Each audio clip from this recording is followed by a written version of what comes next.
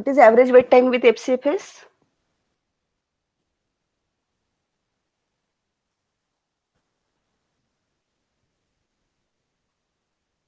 $4.75.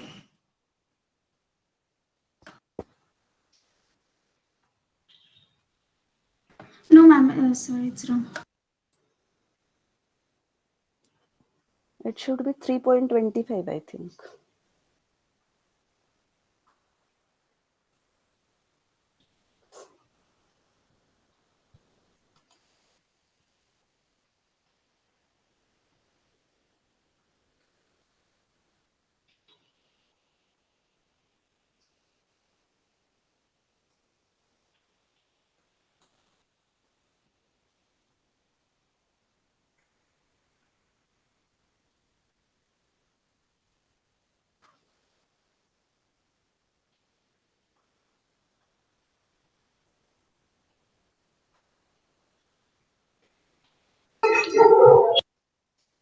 Ma'am, can you tell me what we have to find here? Because You, I've joined right now. okay, you have to calculate average wait time with FCFS and SJF. Solve this problem for first come first serve and shortage job first, because we have to move ahead. Okay, ma'am. So with FCFS, we'll first add all the processes in ready queue as per their arrival time.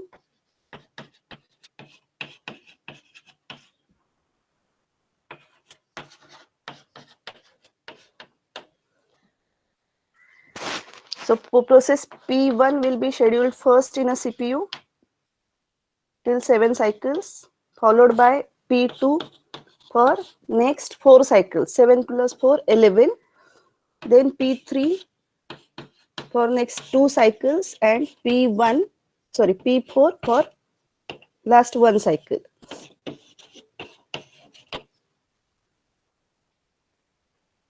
Right?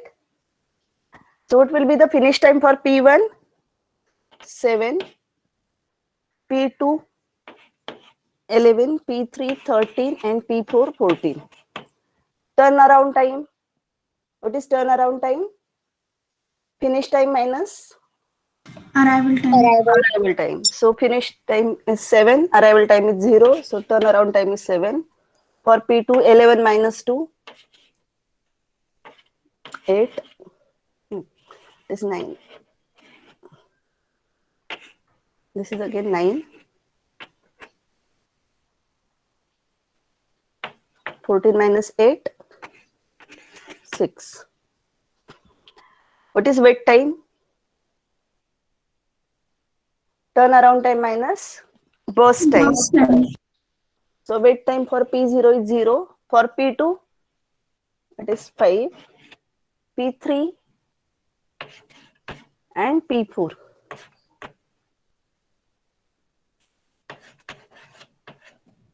Calculate average wait time for FCFS. 17 divided by 2. Sorry, 4. 4.25. 25. Yes, correct. It is 4.25.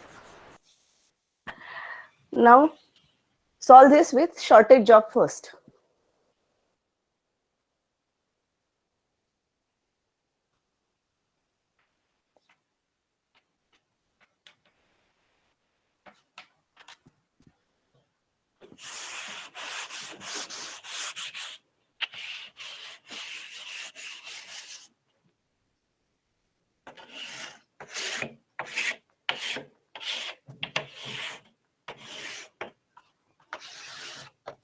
Shortage job first is non-preemptive algorithm.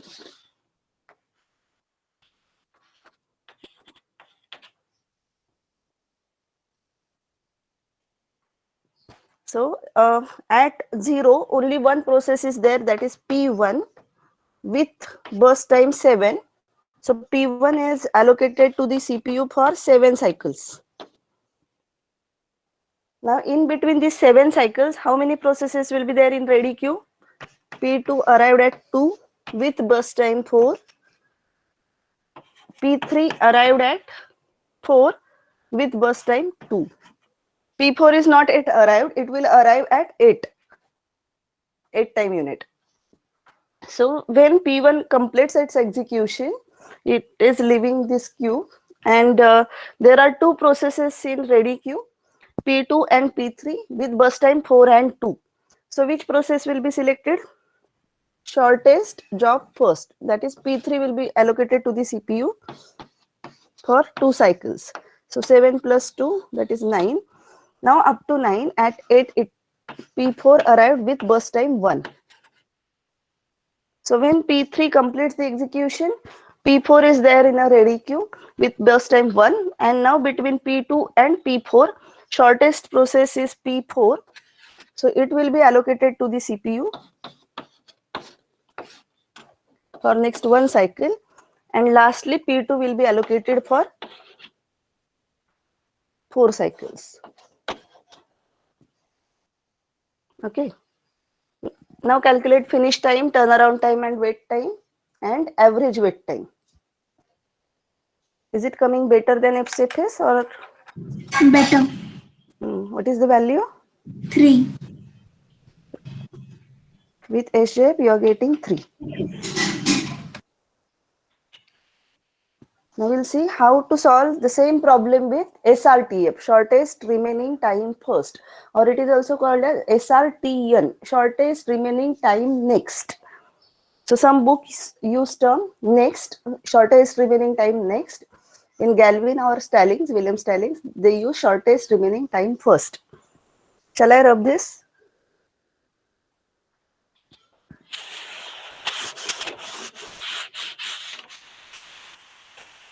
Yes, SJF is non-preemptive. SRTF or SRTN is preemptive version of SJF. Preemptive means if high priority process is there in a queue, low priority process is preempted and priority is given to the high priority process. So now we'll talk about every time unit here in SRTF starting from 0 or whatever the start time of that CPU is. Now in our case our starting time is 0. So at 0 process P1 is there in a ready queue. This is my ready queue and this is Gantt chart, or it is called CPU time utilization. So P1 is there in a ready queue with, don't forget to write ready queue and with burst time. It will help you to solve these problems. So P1 arrived with burst time 7. So P1 is allocated to the CPU. It will execute for 1 cycle and then scheduler will check, is there any process in a queue? No. Till 1, there is no new process added in the queue. So P1 will continue for again next cycle, that is up to 2. Now at 2 P4 arrived, sorry P2 arrived with burst time 4. And what is remaining time of P1? 7 minus 2, that is 5. So P1 remaining time is greater than newly arrived process. So P1 has to be preempted and added at the end of ready queue. At what time? At 2 itself.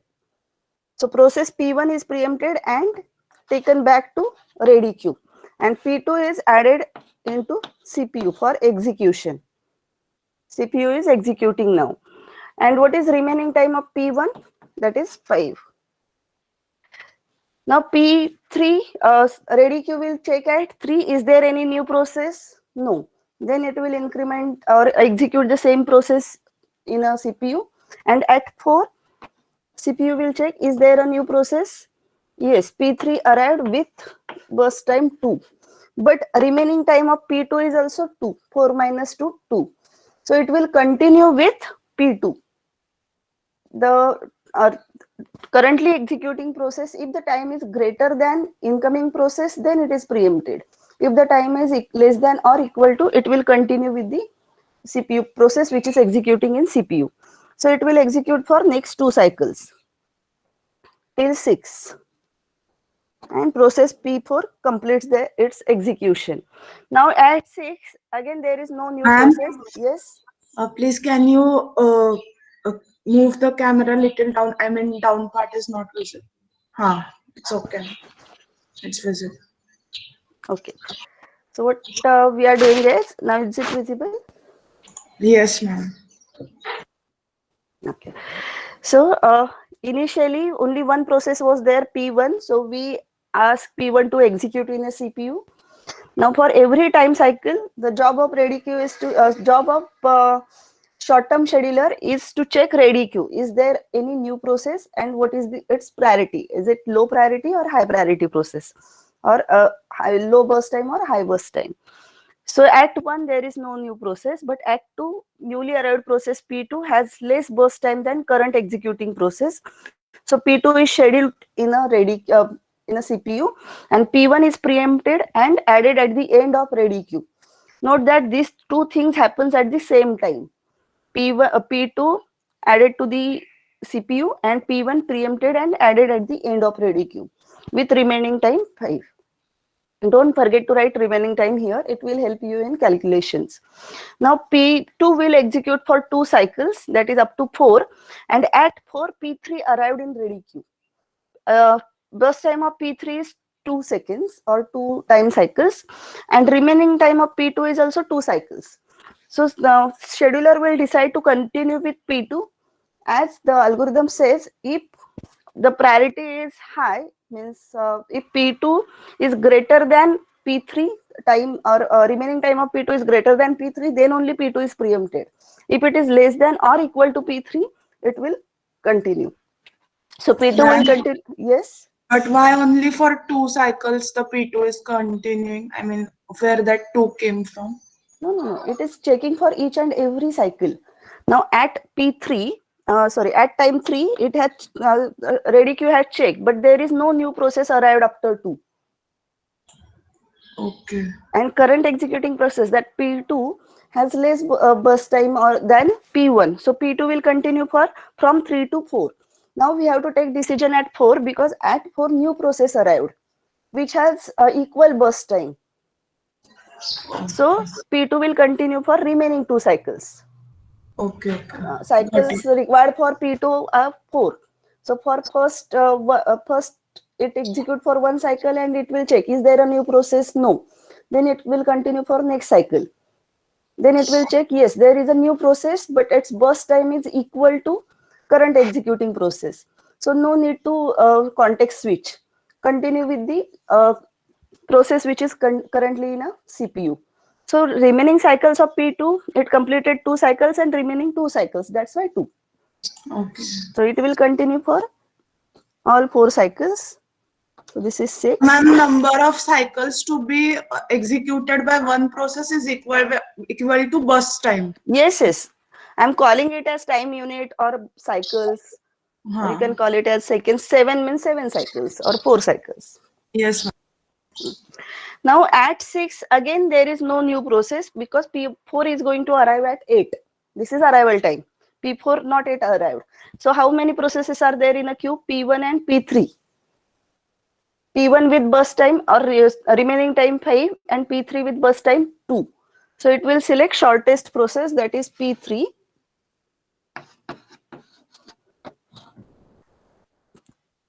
P3 again at 7, it will check, is there a new process? No. Then continue for next 1 cycle, and at 8 P3 completed its execution, and at the same time at 8 P4 arrived. Sorry, P2 completed its execution. So P4 arrived with burst time 1. Now at 8, between P1 and P4, it has to choose 1. So remaining time or less burst time is P4. So P4 is scheduled for next 1 cycle, and then P1 will be scheduled for next 5 cycles.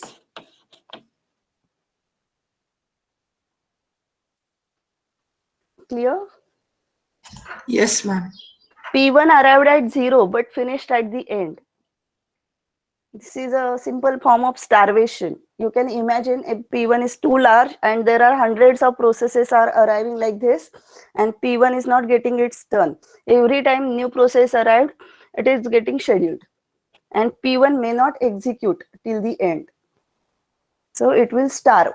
And the solution for starvation is aging. After every cycle or after certain time seconds, increase the priority of P1. So P1 should get scheduled somewhere. So calculate finish time, turnaround time and wait time. Finish time for P1, 14. For P2, P3, 8 and P4, it is 9. Turnaround time,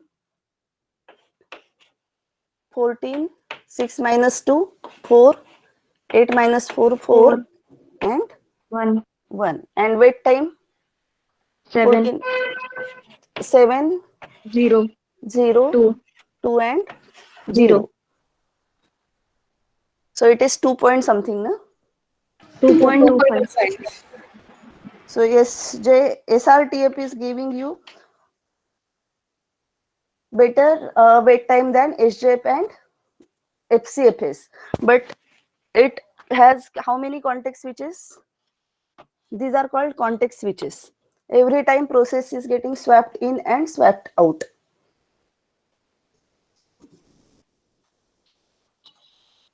Just to revise these algorithms, I want to show you one video, animation video. Go through it. Ma'am, Yes. can you explain that condition that if bus time is greater than remaining bus time, then when will be the process be in the ready queue or in the Gantt chart? Yeah. Means about starvation. That two conditions less than equal to and greater than. Acha. So that is needed for if you in our lab where we are going to simulate all these algorithms. There you have to choose whether to move process to ready queue or not, depending upon if I have to rub this. If remaining time is less than or equal to burst time, it will continue. But if remaining time is greater than burst time of incoming process. Incoming process means process which is currently in ready queue, and remaining time is a process which is currently executing. So if currently executing process has greater remaining time than in burst time of incoming process, then it is preempted. Process is preempted and added at the end of ready queue. But if remaining time is less than or equal to burst time of incoming process, the current process which is executing will continue to execute. Okay. Yes, ma'am. Got it. Thank you. Okay.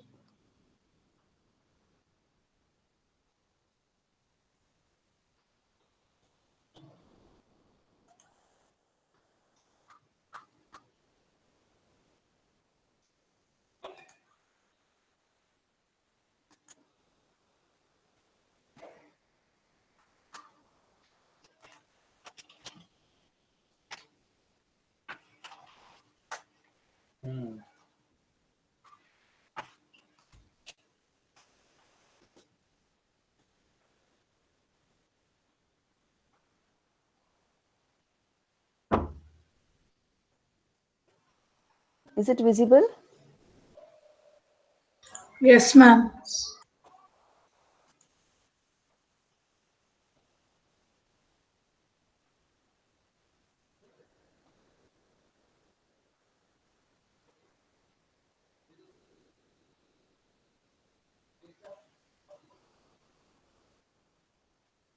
So we have 5 processes P1, P2, P3, P4 and P5, and they are executing in a sequence.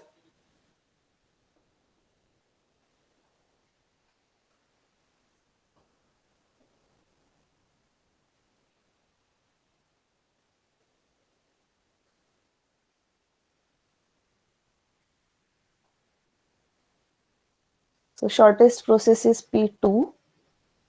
No, it is P1, P4. So they are sorting these processes according to their burst time. They assumed arrival time is 0 for all processes. Then shortest process will execute first. So no wait time for P4. It has to wait for 1, then 2, 3. So wait time is getting increased for remaining processes.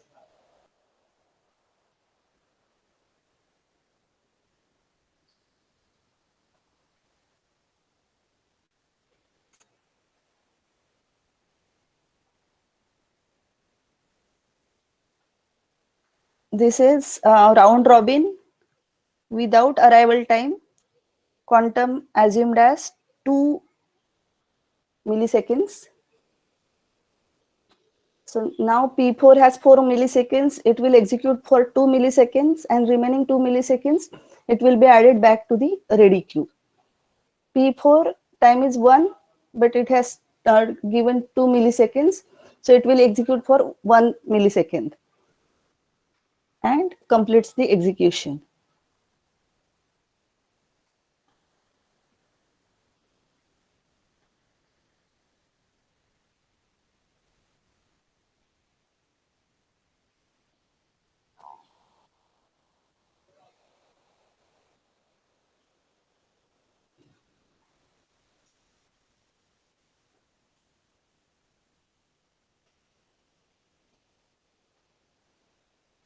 Got it?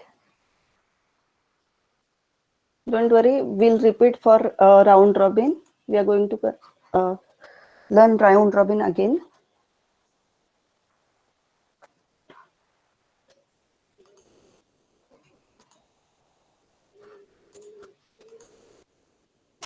Let's solve this problem with round robin. I'm sharing now PPTs. Slides are visible.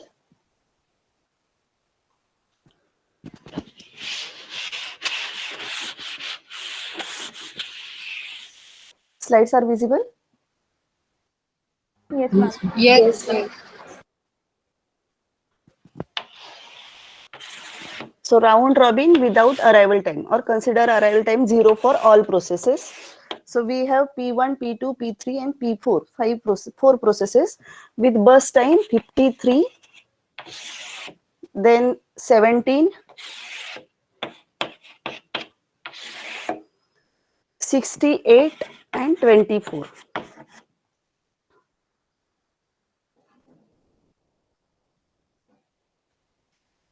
And time quantum is 20.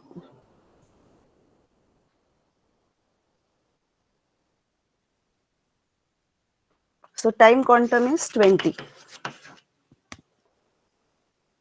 Now you have to look at the board.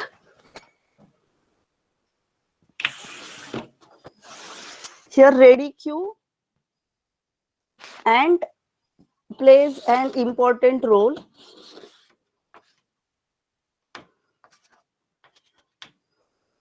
Sorry, it is not 0. In case of when arrival time is not given, you have to consider it as 0 for all processes and assume that processes are arrived in this sequence. So in such case, for round robin, add all the processes in ready queue because they arrived at same time, that is at time 0. All the processes arrived at time 0. So which process will be scheduled in ready queue for CPU? As first come first serve. So P1 will be scheduled for how much time? 20. Quantum is given 20. So P1 will be added into the queue till 20 cycles. Now what happened after 20 cycles? P1 has to preempt and added at the end of ready queue. At 20, P1 will be added at the end of ready queue and P2 will be scheduled into for CPU. So it is remaining time of P1, 53 minus 20. What is 53 minus 20? 33. 33. 33.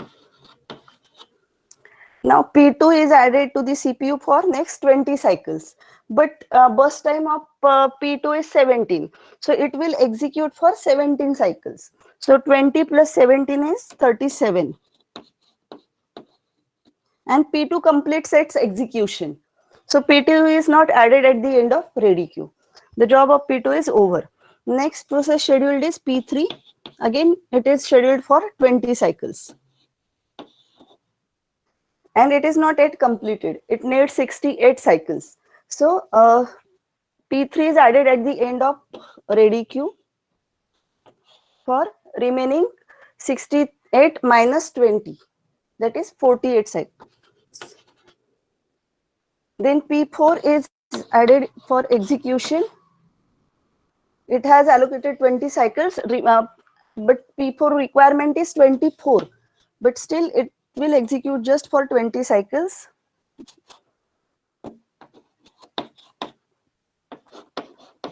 And for remaining 4 cycles, it is added at the end of ready queue. Again, it will continue. Next process scheduled is P1 for 20 cycles. And still P1 is not yet finished. 33 minus 20, that is 13. P1 is added at the end of ready queue for remaining 13 cycles. Then P3 is scheduled, and this will continue till all the process completes their execution. This is how round robin. Finish time of P4 will be 77, no? Yes, it is 77. But P4 is not yet finished. P4 will come after P3. P3 plus 20, that is 117, and then P4 will come for remaining 4 cycles. So 117 plus 4, that is 121. Finish time for P4 will be 121. Let me show you with the slides.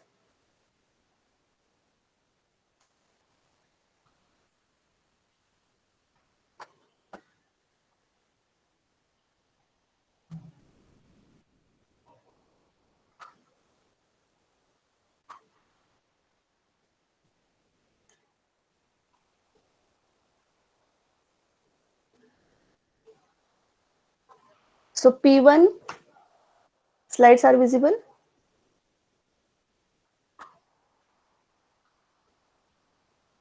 Yes, ma'am.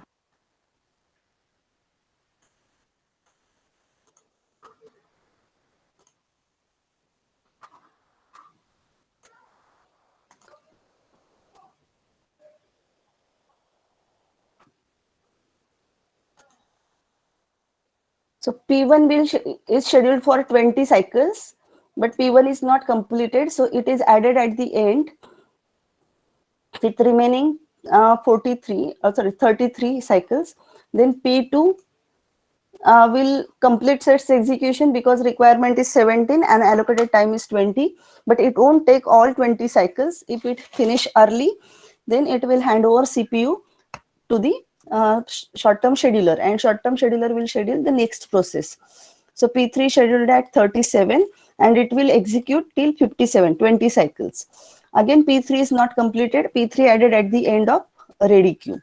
Now, after 20 cycles of P3, P4 is scheduled, and P4 requirement is 24, but allocated time is just 20. It won't extend the time for any such process. So P4 will not complete. It will execute for 20 cycles and hand over CPU back to ready short-term scheduler. Then in a sequence, P1 will execute for again 20 cycles, and it is not finished yet. Still 13 cycles are remaining, so it will be added back to the ready queue. Then P3 will continue because P2 is already finished. So P3 will continue for 20 cycles.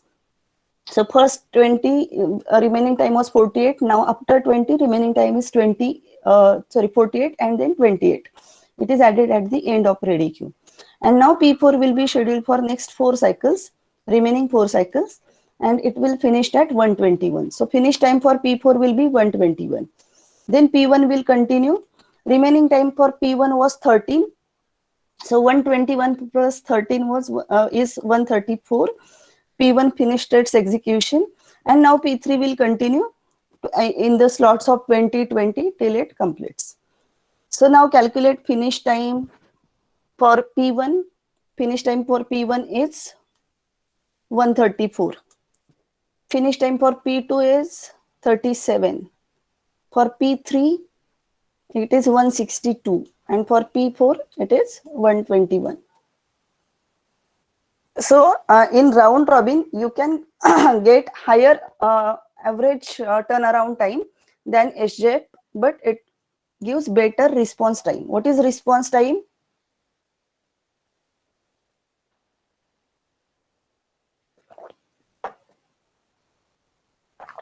What is response time?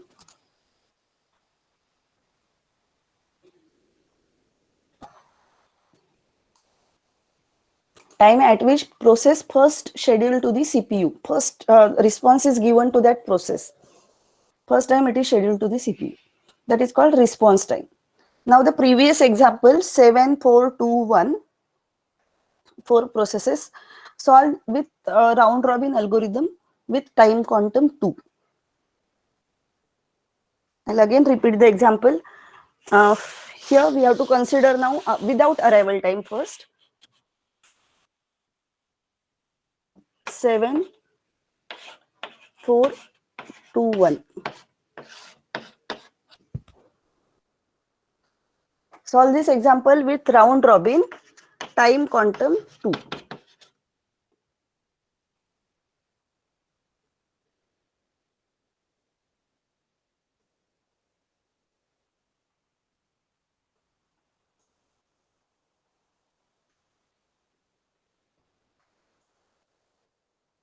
When they are arriving at the same time, no? We are not considering arrival time initially. Once you are familiar with how this turnaround takes place, I'll introduce you with how to solve round robin with arrival time. Assume that all processes arrived at same time, that is time 0.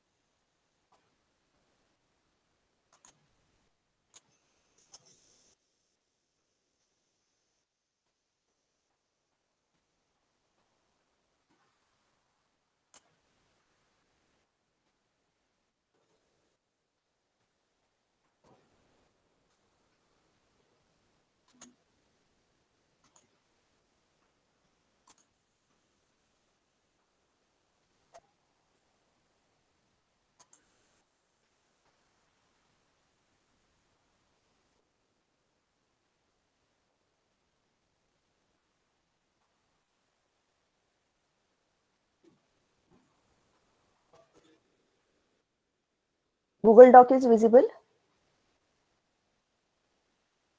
Yes, ma'am.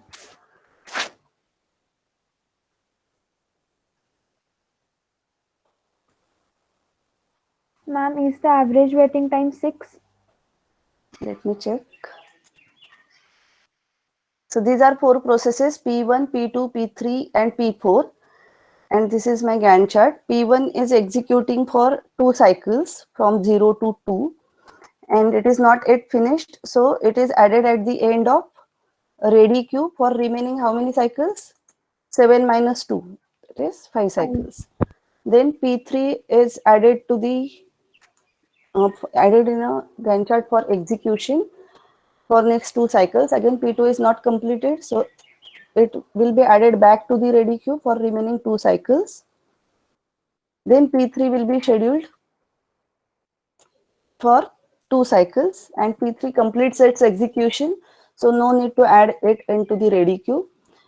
Then P4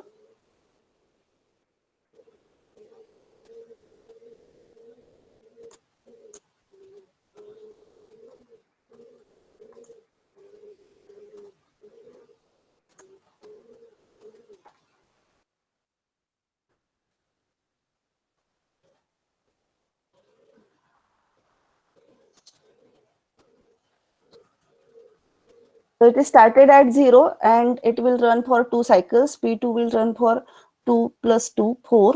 P3 will run for 4 plus 2, 6. And P4 will run for only 1 cycle, that is 6 plus 1, 7. I am writing here the end value, that is finish time. Then P4 is also finished. P1 will continue for 2 cycles, that is 7 plus 2, 9. But P1 is 8 to finish. Again, it is added back to the ready queue for remaining 1 cycle. Here on top, I am showing remaining time of each process. And here, that is finish time of each process. P2 is scheduled for next 2 cycles. So 7, 9 plus 2, 11. And then P1 for 1 cycle. Okay. So finish time for P1.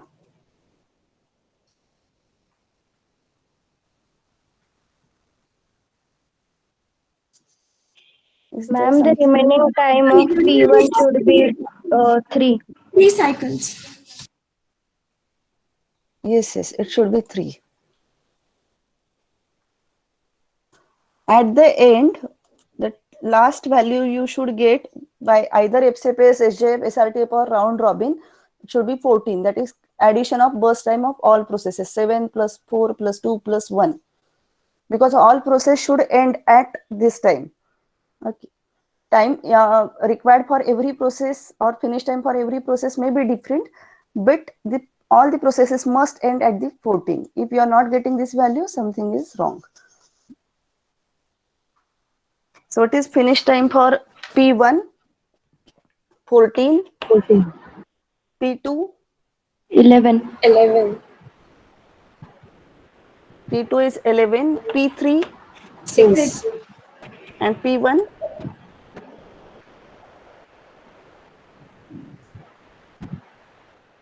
completed at 9.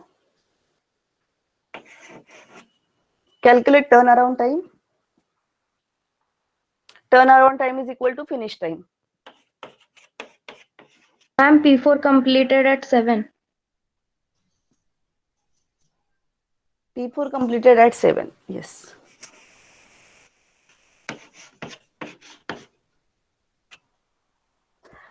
Wait time for P1, 7. for P2, 7. 7. 4. 4 6. and 6. 6. So average wait time 5.25. it is 6. 6. 6. 24 divided by 4, which is 6.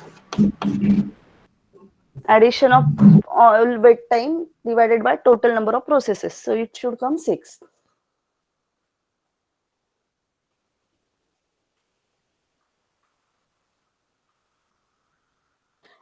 Now if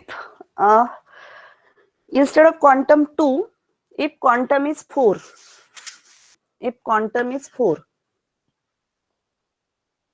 so how these processes will execute? Which process will execute first? P0 for 4 cycles. Sorry, P1 is for 4 cycles. Then P2 executes and completes the execution up next 8 cycles, because P2 required 4 cycles and quantum is given 4. So P2 will complete its execution at 8. So P2 is not added at the end of ready queue. Then P3 will be scheduled for how many cycles? 2 cycles. Requirement is less than quantum. So P3 will complete at 10. Then P4 will complete at 11. And then P1 will execute till 14. If quantum is 7,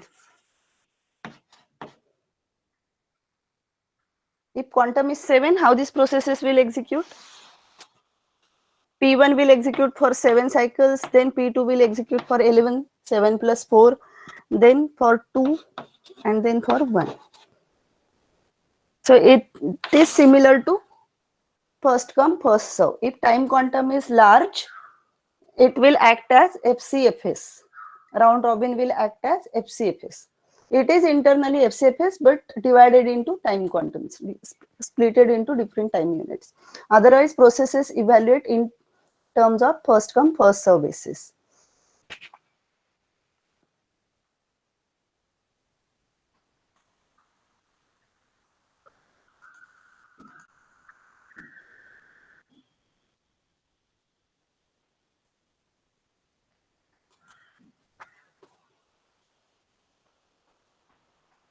So in round robin, each process gets a small CPU time, which is called time quantum.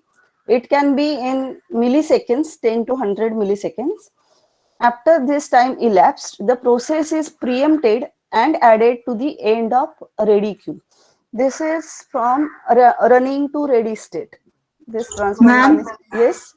Ma'am, but we when take quantum equal to 4, then we get finish time. I mean, overall it is 11. So it is not equal to 7 plus 4 plus 2 plus 1. No, no, no. For 4, it won't. It is not similar to FCFS. But if quantum is 7, you will get exact same values as that of FCFS.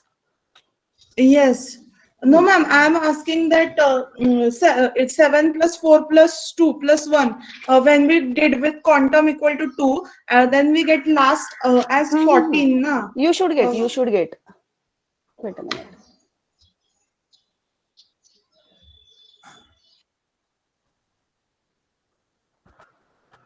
So if time quantum is 4, if time quantum is 4, first process allocated to the CPU is P1. It will execute for 4 cycles.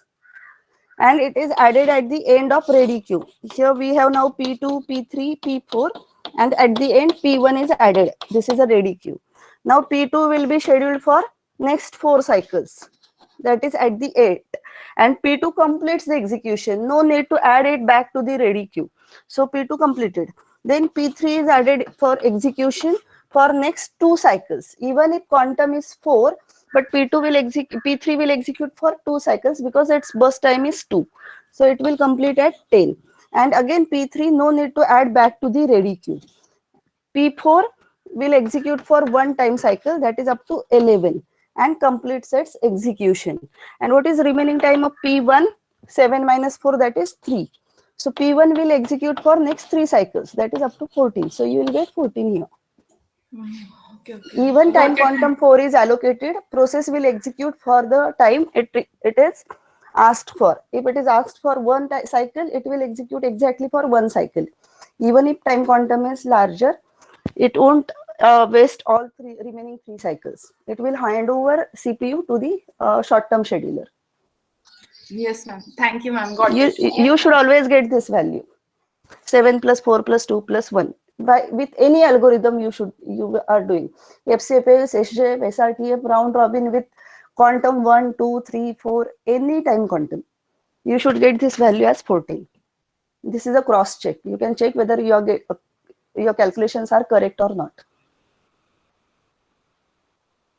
Clear? Yes, ma'am.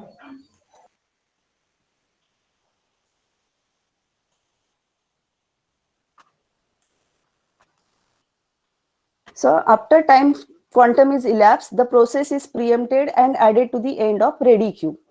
So you can try this. There are n processes here. N is, what is n value here? 4. We have 4 processes and the time quantum is 2. We considered first time quantum 2. Then each process will get 1 by nth of CPU time in chunks of almost q time units at once. No process wait more than n minus 1 q time units. Try this. If q, what is q here? Q is quantum. If q is large, algorithm will act as FIFO, first in, first out. And if q is small, if time quantum is, instead of 2, you can try with 1. Try with 1, take time quantum 1 and solve this problem. Q must be large with respect to context switch. Otherwise, overhead is too high. You can just imagine how many context switches it will do if quantum is small.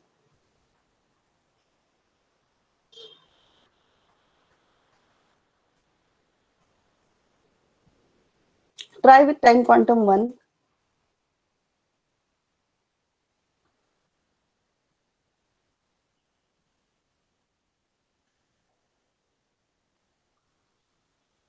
So if there are, we have processes and time quantum is 12. Time quantum is 12, there will be no context switch. All the processes, means suppose we have only one process with burst time 10. We have only one process with burst time 10 and time quantum is 12. So that process will finish. There will be no context switch. Process is not preempted and added back to the ready queue. So number of context switches will be 0. If burst time or quantum is 6, the process is preempted twice. For example, camera is there. Without solving this problem, if time quantum is 4, how many times P1 will be preempted? 7 divided by 4. So once. Process is preempted once.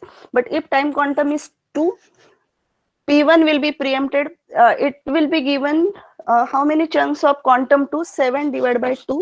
That is 6 plus 1. So it we require 6 context switches. If time quantum is 1, sorry, 3 context switches. 3 times it is preempted and 4th time it will complete the execution. So 3 context switches.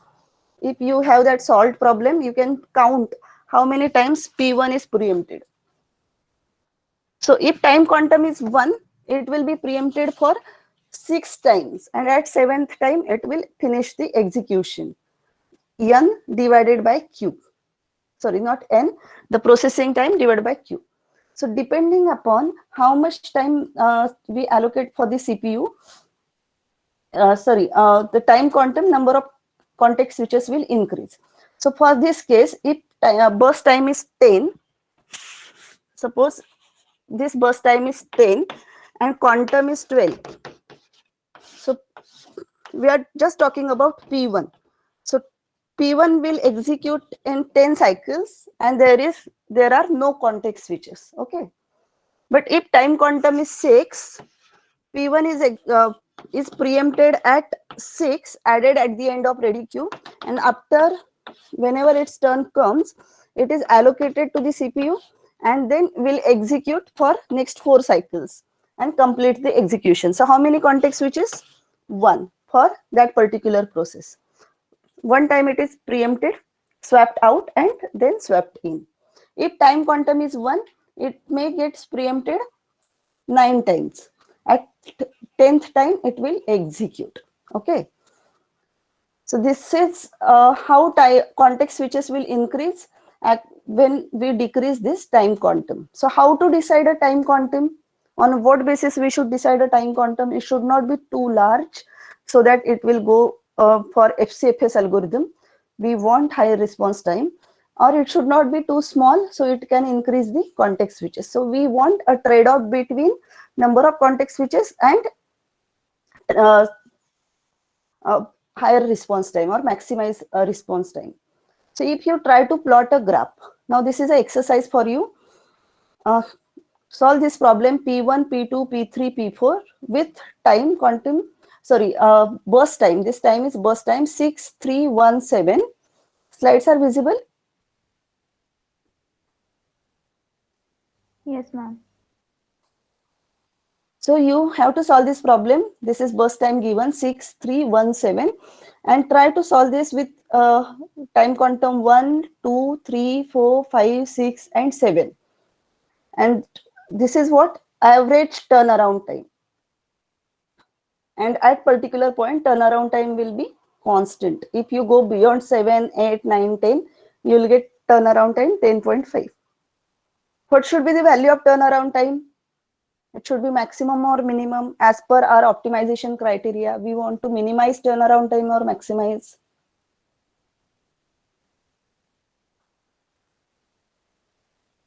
It varies with the time quantum. So you can cross check this, solve this example with 1, 2, 3, 4, 5. 6 and 7. From 6 and 7, you are getting the constant value.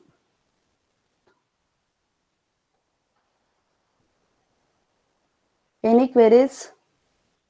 In the next lecture, we'll solve round robin with arrival time.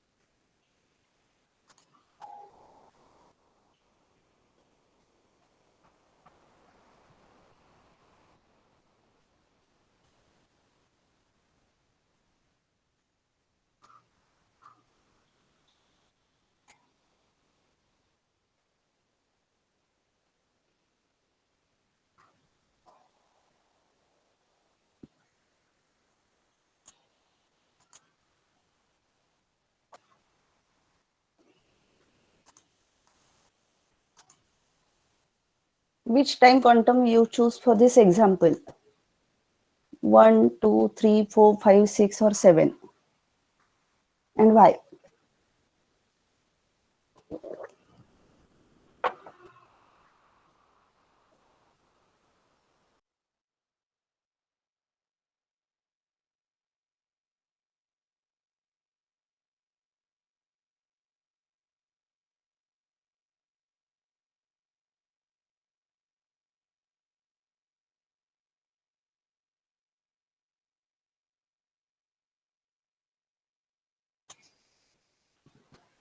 One thumb rule can be, the time quantum should be equal to the average of or less than average of all burst times required by all the processes.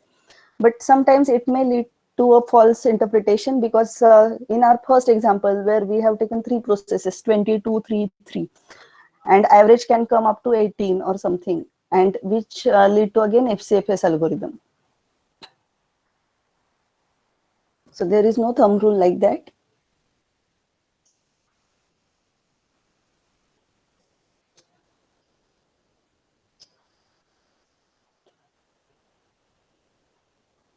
And for round robin, we are not going with the optimization criteria of turnaround time. We are going to choose why round robin is there.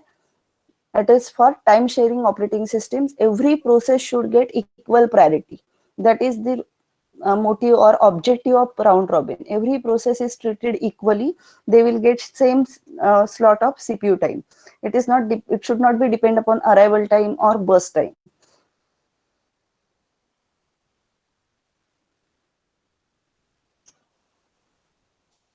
So for round robin, optimization criteria is response time, how fast it is accepted for CPU or it is allocated for the CPU first time when it arrived. So we'll stop here. Try to solve examples by your own and get back to me with any doubts if you have. Password for today's session is round robin.